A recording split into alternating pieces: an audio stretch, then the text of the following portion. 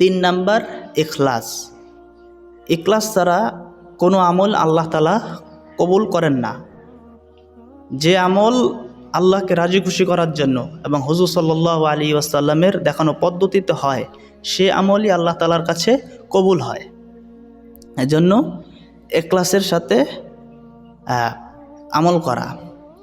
সূরা আনআমের 162 নম্বর আয়াত আল্লাহ তাআলা বলেন, কুল, হে নবী আপনি বলেন, ইন্নাস সালাতি ওয়া নুসুকি ওয়া মাহইয়ায়া ওয়া মামাতি লিল্লাহি রাব্বিল আলামিন।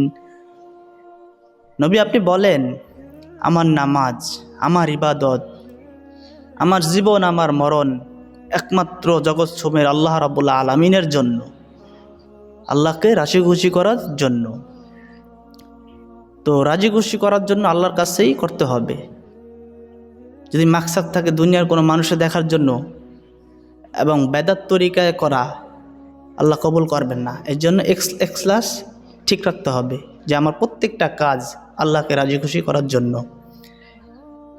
নাসাই শরীফের 3140 নম্বর হাদিস, ক্বালা রাসূলুল্লাহি সাল্লাল্লাহু আলাইহি ওয়াসাল্লাম, রাসূলুল্লাহ সাল্লাল্লাহু আলাইহি ওয়াসাল্লাম বলেন, ইন্নাল্লাহা লা ইয়াকবালু মিনাল আমালি ইল্লা মা কানা লাহু খালিসান।